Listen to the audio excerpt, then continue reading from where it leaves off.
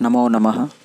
अद्य कक्षा दशम्याः अव्ययपदानि विषयमाधृत्य किञ्चित् चर्चां कुर्मः। अव्ययं शब्दः न व्ययम् अव्ययम्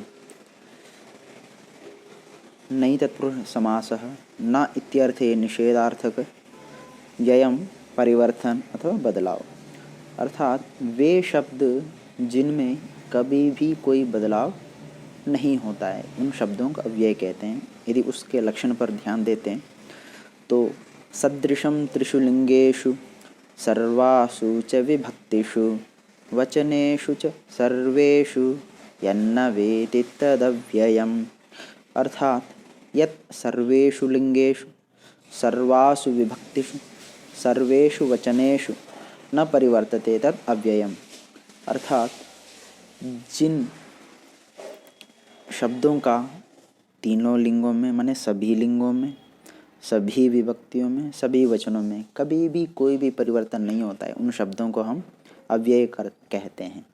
जिनको एक शब्द में कहा जाए तो अपरिवर्तनीय अथवा स्थिर शब्द। तब अव्यय जो CBSE 10वीं का जो पाठ्यक्रम है उसमें जो निर्धारित अव्यय पद हैं उच्चैः च श्वः ह्यः अद्य अत्र तत्र यत्र कुत्र इदानीम् अधुना सम्प्रति साम्प्रतं यदा तदा कदा सहसा वृथा शनैः अपि कुतः इतस्ततः यदि तर्हि यावत् तावत्, ये सारे के सारे शब्द पाठ्यक्रम में हैं। तो अब हम सर्वप्रथम शब्द पर ध्यान देते हैं। प्रथमः शब्दः उच्चैः। उच्चैः शब्द का अर्थ जोर से अथवा ऊंचा। जैसे इसका वाक्य है मेघाः उच्चैः गर्जन्ति, अर्थात बादल जोर से गरजते हैं। सर्वेषु पर्वत शिखरेषु हिमालयः उच्चैः अस्ति, अर्थात संसार में जितने भी पर्वत श्रृंखलाएं हैं उन सभी में हिमालय सबसे ऊंचा है। छात्राः कक्षायाम उच्चैः न वदेयुः, बच्चों को या विद्यार्थियों को कक्षा में ऊंचा नहीं बोलना चाहिए। तो यह है उच्चै से संबंधित एक उदाहरण रूप में वाक्य। अब दूसरा है च। च का तात्पर्य है और संस्कृत में हमेशा च शब्द हिंदी में जैसा प्रयोग करते हैं वैसा ना होकर एक शब्द के बाद में प्रयोग होता है। हिंदी में जिस शब्द के आगे और शब्द का प्रयोग करता है संस्कृत में उस शब्द के बाद में च शब्द का प्रयोग करते हैं। जैसे उदाहरण के रूप में रामः लक्ष्मणः च भ्रातरौ स्तः, राम और लक्ष्मण भाई हैं। बालकाः बालिकाः च मिलित्वा पठन्ति, बालक और बालिकाएं मिलकर पढ़ती हैं। लता गीता रमा च क्रीडा क्षेत्रे क्रीडन्ति, अर्थात लता गीता रमा खेल मैदान में खेलते हैं। तो यहाँ पर जैसे आपने देखा उदाहरण में, जैसे हिंदी में राम और लक्ष्मण भाई हैं तो राम और लक्ष्मण, तो और बीच में आया दोनों पदों के बीच में माने लक्ष्मण के आगे आया, तो उसी का यदि संस्कृत में प्रयोग करते हैं तो रामः लक्ष्मणः च, और वह लक्ष्मण के बाद में चा का प्रयोग हमने किया। तो ये कंडीशन है संस्कृत में चा का प्रयोग में। अब तीसरा है श्वः। श्वः शब्द का अर्थ होता है आने वाला कल। श्वः संस्कृत परीक्षा भविष्यति, अर्थात कल संस्कृत परीक्षा होगी। बालकः श्वः ग्रामं गमिष्यति, अर्थात बालक कल गांव जाएगा। छात्राः श्वः संस्कृत प्रदर्शिनीं द्रक्ष्यन्ते, जो विद्यार्थी हैं कल संस्कृत प्रदर्शनी देखेंगे। अब चतुर्थः ह्यः। ह्यः शब्द का अर्थ होता है बीता हुआ कल। ह्यः संस्कृत परीक्षा आसीत्, कल संस्कृत परीक्षा थी। त्वं ह्यः उद्यानम् अगच्छः, तुम कल उद्यान गए।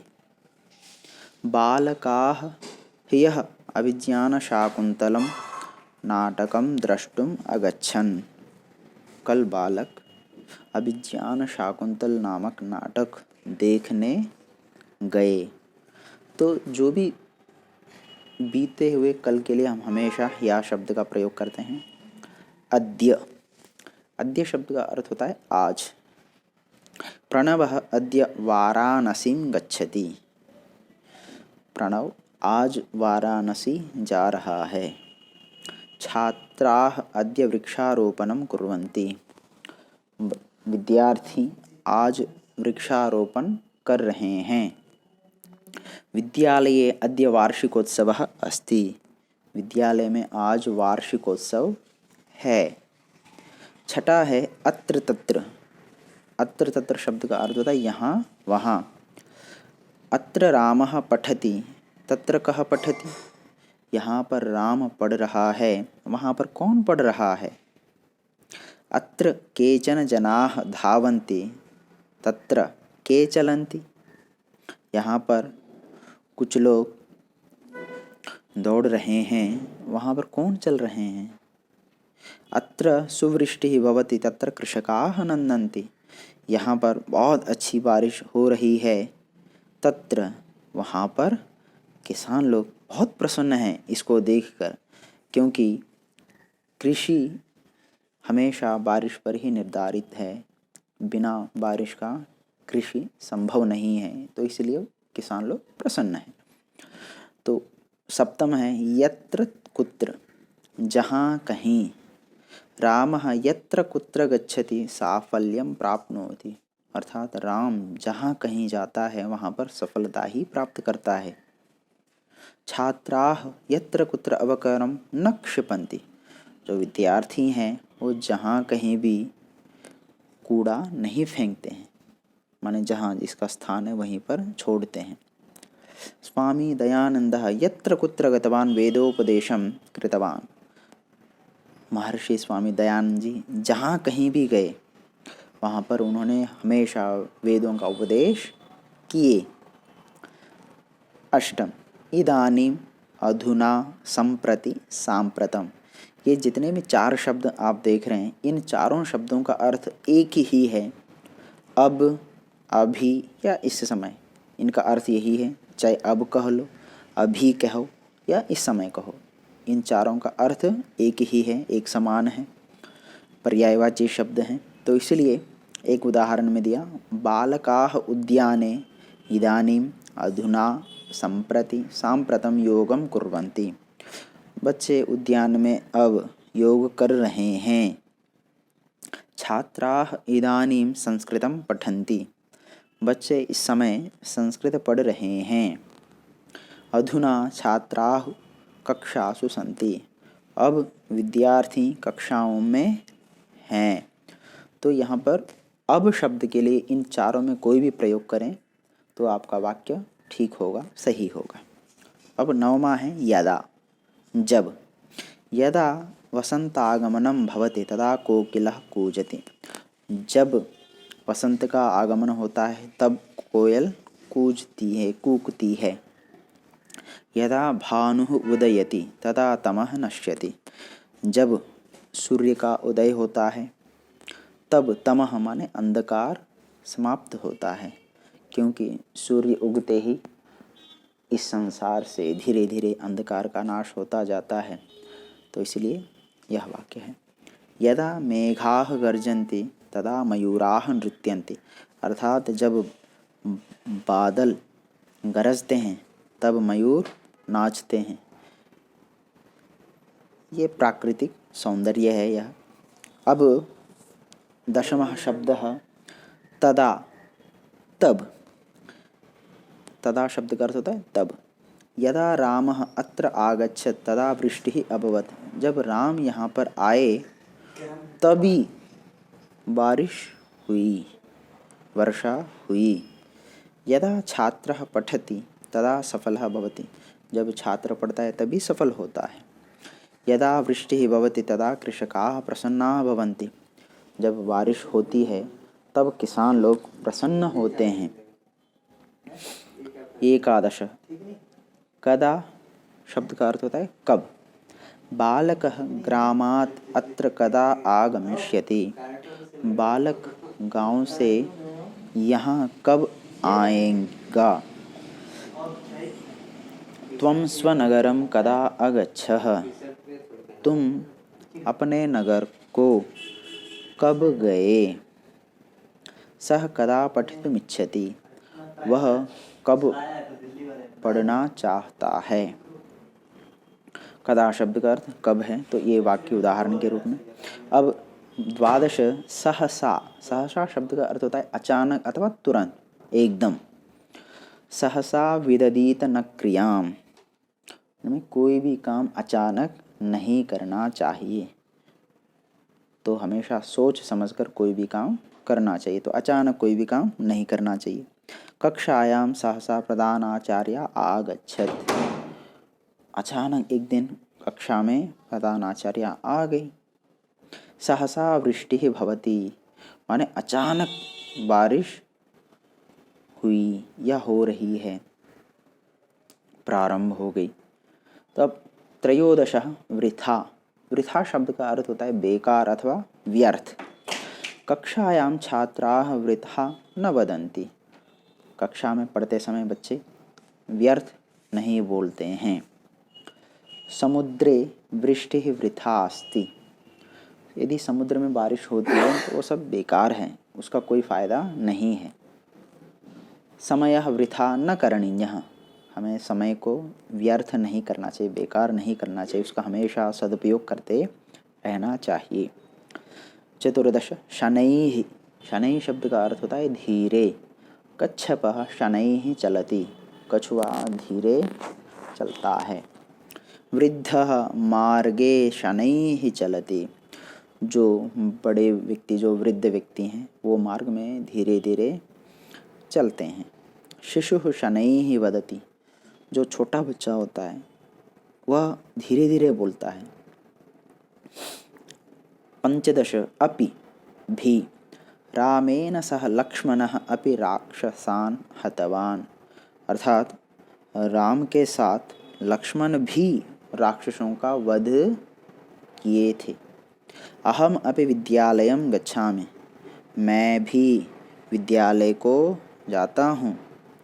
बालकैः सह बालिकाः अपि पठन्ति। अर्थात बच्चों के साथ लड़कियाँ भी, लड़कों के साथ लड़कियाँ भी पढ़ती हैं। अब शब्द संख्या षोडश कुतः। कुतः शब्द का अर्थ होता है कहाँ से। अहम कुतः विद्यालयं गच्छामि।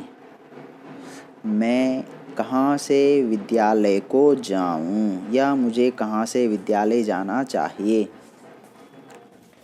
भवान अधुना कुतः आगच्छति। आप अभी कहाँ से आ रहे हैं। त्वं कुतः पठसि।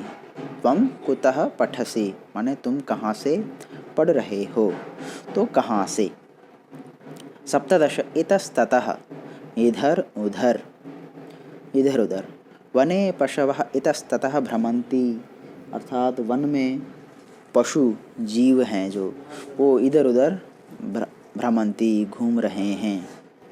आकाशे पक्षिणः इतस्ततः उड्डयन्ति। आकाश में पक्षीगण जो हैं वो इधर उधर उड़ रहे हैं। कक्षायां कर्गदान इतस्ततः न क्षिपत। अर्थात कक्षा में, क्लास में कागज़ों को इतस्ततः न क्षिपत माने नहीं फेंकना चाहिए या नहीं फेंको।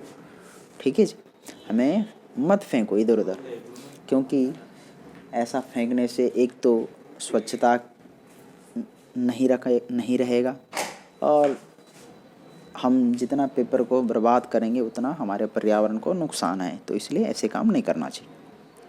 अष्टादश यदि तर्हि। यदि, यदि शब्द का अर्थ यदि अथवा अगर, तर्हि माने तो। यदि सद्ग्रंथान पठिष्यति तर्हि सदाचारी भविष्यति। अर्थात यदि सद्ग्रंथों को पढ़ोगे तो आप सदाचारी होंगे। यदि परिश्रमं करिष्यति तर्हि सफलः भविष्यसि। यदि तुम परिश्रम करोगे तो सफल होगे। यदि योगम कुर्मः तर्हि स्वस्थः भवामः। यदि हम योग करते हैं तो स्वस्थ होंगे, हमें अस्पताल इत्यादि नहीं जाना पड़ेगा, डॉक्टर के पास नहीं जाना पड़ेगा। तो इसलिए हमें हमेशा अपने स्वास्थ्य का ध्यान रखना चाहिए। इसके लिए योग व्यायाम इत्यादि करते रहना चाहिए। नवदश यावत् तावत्, जब तक तब तक। अहम यावत् विद्यालयं गच्छामि तावत् अध्यापकः पाठयति। अर्थात मैं जब तक विद्यालय जाता हूँ तब तक अध्यापक पढ़ाते हैं। यावत् पाठः पठ्यते तावत् कक्षायां तिष्ठ। यावत् जब तक पाठ पढ़ा जाए तब तक क्लास में ठहरो, रुको। यावत् परोपकारः क्रियते तावत् शरीरस्य उपयोगः। अर्थात जब तक हम परोपकार, हमारे द्वारा परोपकार किया जाता है तब तक ही शरीर का उपयोग है। अर्थात इसका तात्पर्य है कि हमें हमेशा इस शरीर के माध्यम से परोपकार करते रहना चाहिए। तो धन्यवाद।